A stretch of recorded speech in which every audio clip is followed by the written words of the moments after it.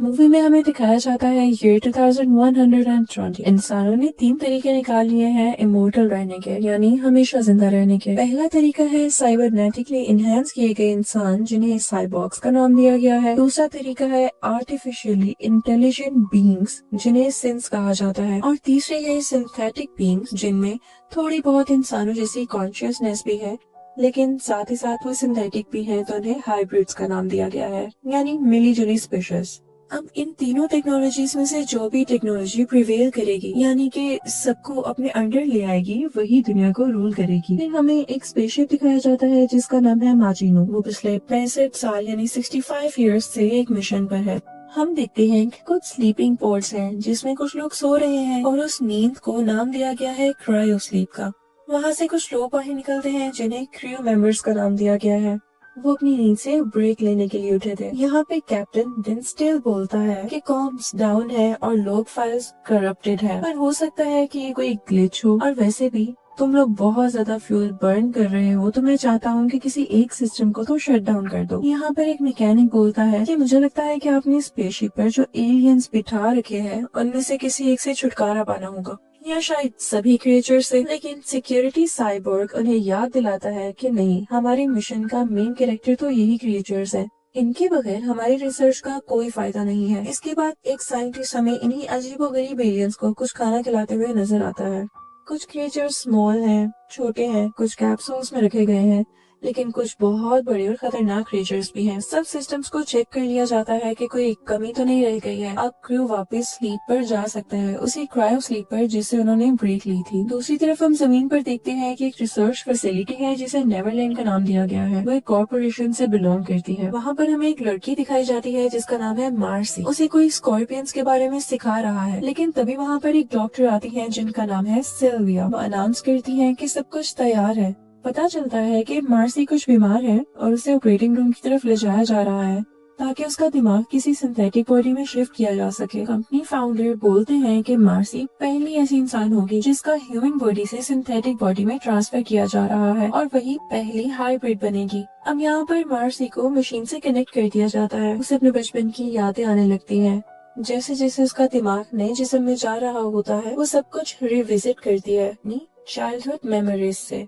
कुछ देर बाद हम देखते हैं कि मार्सी बिल्कुल हेल्दी है और बहुत अमेजिंग चीजें कर सकती है, जैसे कि जंपिंग, और वो भी बहुत ऊंचाई से। अब उसे नाम दे दिया जाता है वेंडी का। और सबसे बड़ी बात ये कि क्योंकि सिंथेटिक बॉडीज ग्रो नहीं कर सकती, तो उसे पहले से ही अडल्ट बॉडी दी जाती है। लेकिन जाहिर है कि उसका दिमाग तो अभी भी बच्चों वाला है।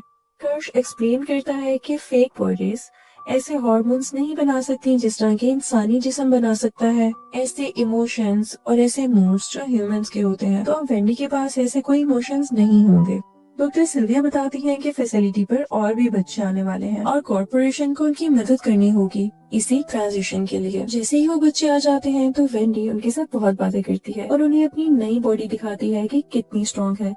वो बच्चों को अपने आर्म्स पर हैंग भी करती है, यानी लटकाती भी है। एक एक करके सब बच्चों को उनकी नई बॉडीज मिल जाती हैं और वो अपनी बीमारी के बारे में भूल ही जाते हैं, जैसे कभी उन्हें कोई बीमारी थी ही नहीं। उन सब बच्चों को नाम दिया जाता है लॉस्ट बॉयज का। उधर माजिनो स्पेसशिप पर हम बहुत ही अजीबोगरीब क्रिएचर देखते हैं जो कि शिप में भाग रही होती है। हर तरफ केओस यानी अफरा तफरी होती है, और एज यूजुअल जो क्रिएचर्स तबाही करते हैं वो भी। शिव चिल्लाने लगता है और वहाँ पर अलार्म बजने लगता है। मोरो कंप्यूटर रूम में छुप जाता है और शिप के एआई से बात करने लगता है। बताता है कि सबके सब सैंपल्स अब जा चुके हैं, हम उनको खो चुके हैं। तभी वहाँ पर अचानक से सेवरी भी आ जाती है, जो कि दरवाजा जोर जोर से बजाने लगती है। लेकिन इसकी बजाय कि मोरो दरवाजा खोलता, वो अपने आर्म को एक ब्लो टॉर्च में बदल लेता है और दरवाजे को सील शट कर देता है। और अचानक से वहाँ पर एक क्रिएचर आ जाती है जो कि जेवेरी को अटैक करके मार देती है।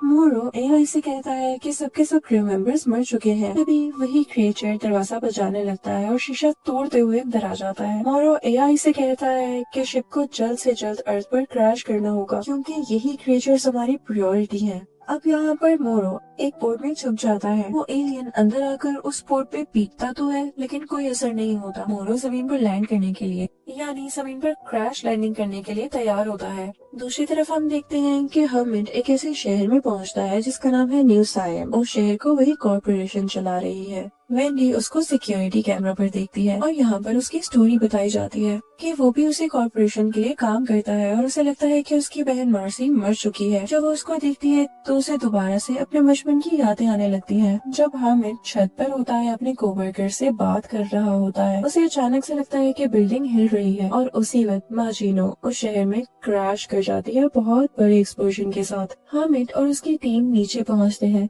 ताकि जल्द से जल्द लोगों को वहाँ से निकाला जा सके और वो मलबे के नीचे भी ना आ जाएं। इस चीज के लिए उन्हें गाइड किया जा सके। जितनी देर में टीम देख रही होती है कि कहीं कोई सर्वाइवर है तो उसे बचाया जा सके, उतनी ही देर में वो शिप के पास आ जाते हैं। वो एक होल से अंदर जाते हैं जो उन्हें एक होल तक ले जाता है। वापिस आते हैं मोरो की तरफ जो कि अपना ट्रांसफॉर्म बाजू यूज करता है इम्पैक्ट रूम से बाहर आने के लिए। वो शिप में घूम रहा है और वहाँ पर उसे हर जगह पर क्रू की बॉडीज मिलती है। जब वो हामिद की टीम को सिक्योरिटी कैमरा पर देखता है तो वो शिप कंपनी को कॉल करता है कि उन्हें ऐसा करने से रोका जाए। उन्हें वार्न करता है। यहाँ पर वेंडी जो कि सब कुछ सिक्योरिटी फुटेज पर देख रही थी, वो कहती है कि हमें अपनी टीम को भी भेजना चाहिए। अब उसकी टीम भी कर्श की सुपरविजन में वहाँ से चल पड़ती है। उधर माजिनो पर हामिद टीम के 2 मेंबर्स सर्वाइवर्स को ढूंढने लग जाते हैं। जैसे ही सोल्जर्स बॉडीज ढूंढ रहे होते हैं तो एक लीच लाइक एलियन सीलिंग में से निकल कर आता है और उनकी शर्ट्स में घुसने की कोशिश करता है। अचानक से मोरो आता है और उन सोल्जर्स को अपना हॉस्टेज बना लेता है। जब मोरो वहाँ से चला जाता है तो वही बग्स उन आदमियों के सर में क्रॉल कर जाते हैं और आहिस्ता आहिस्ता उनके दिमाग को खाकर उन्हें मार डालते हैं। उधर हम देखते हैं कि साइंस लैब रूम में हामिद और उसके 2 साथी बॉडीज से भरे हुए पोर्ट को पाते हैं। जब वो हेडक्वार्टर बताने की कोशिश करते हैं तो रेडियोस इनस्टेबल हो जाते हैं। हामिद जब डेड बॉडीज पर देखता है तो उसे लगता है कि ये तो हफ्तों से डेड पड़ी है। वो बिना ये चीज नोटिस किए कि एक पोर्ट में एलियन भी है, वो दूसरे रूम में चले जाते हैं। वहाँ भी उन्हें डेड बॉडी से मिलती है। इसके बाद जब वो तीनों वहाँ से चले जाते हैं यानी शिप से निकल जाते हैं, बिल्डिंग के अंदर सर्च करने लगते हैं तो उन्हें इस बात का बिल्कुल भी अंदाजा नहीं होता कि एक एलियन जिसका नाम है जेनोमॉर्फ उनका पीछा कर रहा है। वो सीढ़ियों से जाते हैं और उसके बाद उन्हें जिस दरवाजे से गुजरना होता है उस तक जाने के लिए बीच में एक बहुत बड़ा गड्ढा होता है। हामिद का साथी जंप करता है। वो वहाँ तक पहुँच तो जाता है लेकिन उसे चोट भी लगती है। उनका अगला साथी भी वहाँ तक जंप करके जाता है पर फ्लोर टूट जाता है, पर पहला साथी उसे पकड़ने में कामयाब हो जाता है। अब इससे पहले कि हामिद भी जंप करता, वो देखता है कि कुछ सलाइवा लाइक उसके शोल्डर पर गिर रहा है। वो ऊपर देखता है तो उसे पता चलता है कि ज़ेरोबॉर्स तो छत पर ही है। हामिद अपनी जान बचाता हुआ वहाँ से भागता है और रेडियो पर कांटेक्ट करने की कोशिश करता है। यहाँ पर हमें एक फ्लैशबैक दिखाया जाता है जिसमें पता चलता है कि हामिद ने अपने कॉन्ट्रैक्ट की टर्मिनेशन के लिए कहा था क्योंकि उसे मेडिकल स्कूल जाना था, लेकिन उसे टर्मिनेशन नहीं दी गई तो अब उसे 7 महीने और काम करना है। अब वेंडी ये सब कुछ कैमरा में देख रही होती है और जब कर्श की टीम वहाँ पर पहुँचती है तो वेंडी को एक बहुत अजीबोगरीब साउंड सुनाई देती है जो कि और किसी को नहीं सुनाई देती। जब वो सिक्योरिटी कैमरा को हैक करती है तो उसे पता चलता है कि उसका भाई एलिवेटर में अब तक फंसा हुआ है। तो वो भाग कर बिल्डिंग में जाती है। जैसे ही वो पास जा रही होती है तो आवाज फट रही होती है। कर्श भी उसके साथ साथ होता है और बाकी लॉस्ट बॉयज की टीम भी। वो सब जब शिप के अंदर जाते हैं तो देखते हैं कि शिप की सीलिंग पर अभी भी एलियन प्लांट स्टक है। हर तरफ खून से भरे हुए बॉडीज हैं। उन्हें एक बिल्ली भी दिखती है जिसकी आंख के अंदर एक एलियन होता है और वो मिनी एलियन उस बिल्ली की आंख अपने साथ लेता हुआ उसकी बॉडी से निकल जाता है। अब वही छोटा सा एलियन आगे बढ़कर एक टीम मेंबर पर भी अटैक करता है लेकिन उसे अपने हाथ से रोक देती है। वहाँ पर वो उसे एक टेबल पर फेंक देते हैं जहाँ उसे एक ट्रे में कैच कर लिया जाता है। कर्श उसकी बॉडी कंप्यूटर से कनेक्ट करता है तो उसे पता चलता है कि ये तो एक रिसर्च वेसल था।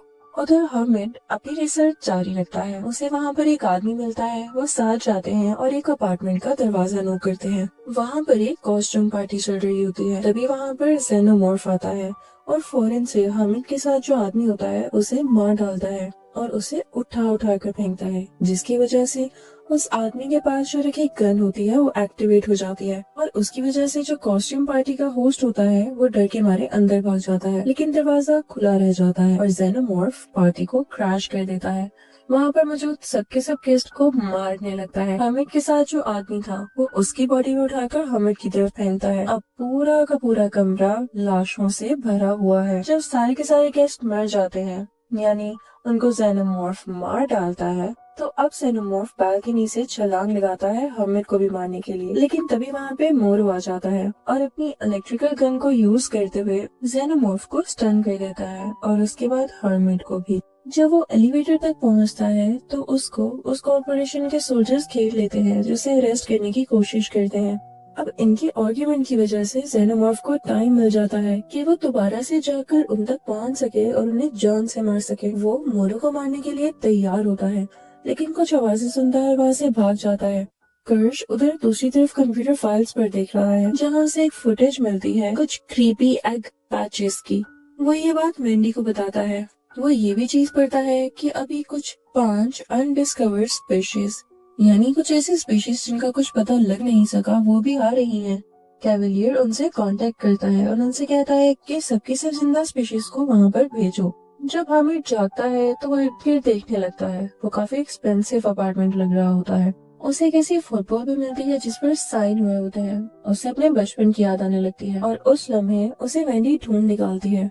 आहिस्ता से ही वो उन्हें अपने साथ आने के लिए कहती है। वो तीनों एलिवेटर की तरफ भर जाते हैं और उन्हें ये मालूम नहीं होता कि शाफ्ट में कोई और भी मौजूद है। जैसे कि वो कॉरिडोर की तरफ जा रहे होते हैं, वेंडी हामिद को बताती है कि वो असल में कौन है। हामिद को उसकी बात पे यकीन नहीं आता और उससे वो बचपन के सवाल पूछने लगता है, ये जानने के लिए कि क्या वो वाकई सच बोल रही है। जब वो सारी बातों का जवाब दे देती है तो हामिद रोने लग जाता है और उसे गले से लगा लेता है। उसके बाद इन तीनों को एक एग पैच मिलता है। वेंडी को अजीबोगरीब आवाजें आने लगती हैं। एक अंडा आहिस्ता से मूव कर रहा होता है। xenomorph भी अचानक उस कमरे में आ जाता है और हामिद को अपने साथ ले जाता है। वेंडी उनके पीछे भागने लगती है। हामिद अभी शिपिंग कंटेनर में होता है।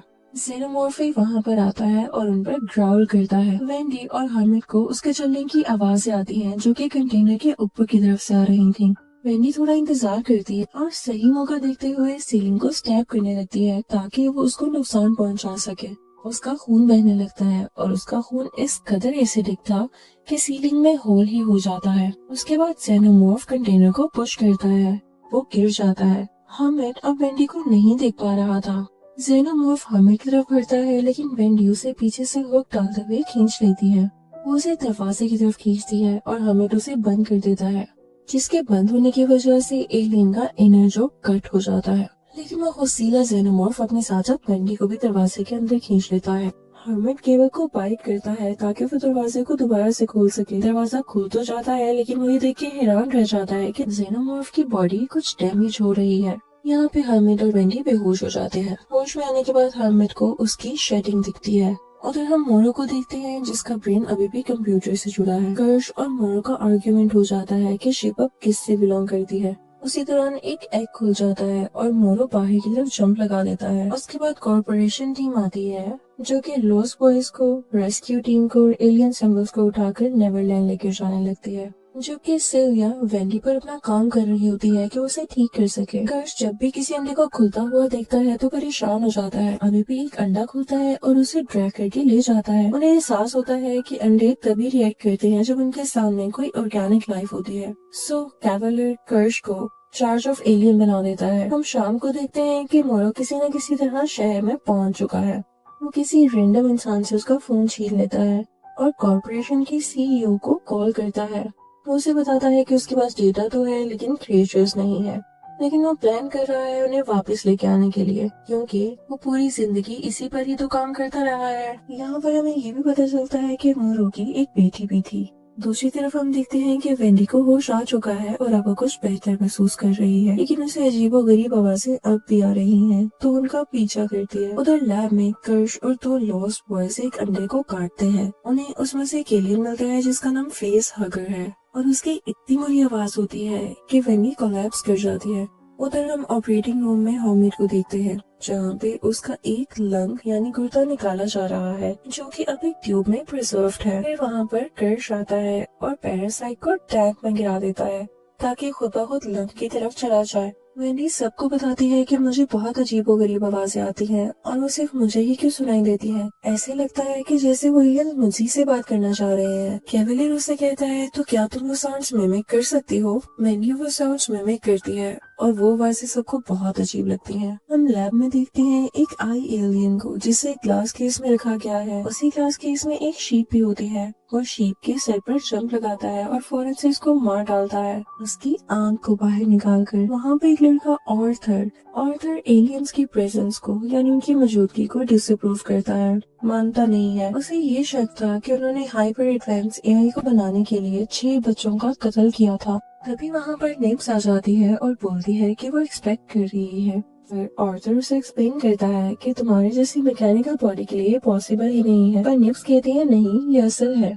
पर सिल्विया उसे समझाती है कि ऐसा पॉसिबल नहीं हो सकता। उधर कैवलियर वेंडी से कहता है कि वो हमें को घर भेज देगा, लेकिन इसके बदले में वेंडी को जेनोमॉर्फ रिसर्च में उनकी हेल्प करनी होगी क्योंकि उन्होंने वेंडी के भाई हर्मिट को यहाँ पे रहने दिया। बाद में हम देखते हैं कि वेंडी लैब में जाती है और उन्हीं अजीबोगरीब आवाजों को रिपीट करती है ताकि वो एलियन और हर्मिट के लंग से बात कर सके।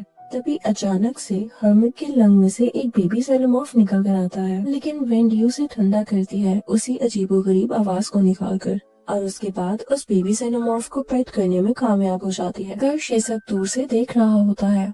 तभी वहाँ पे एक फ्लैशबैक आता है जो दिखाता है कि मार्टिनो का क्रू अपने क्रायोड के अंदर जा रहा है।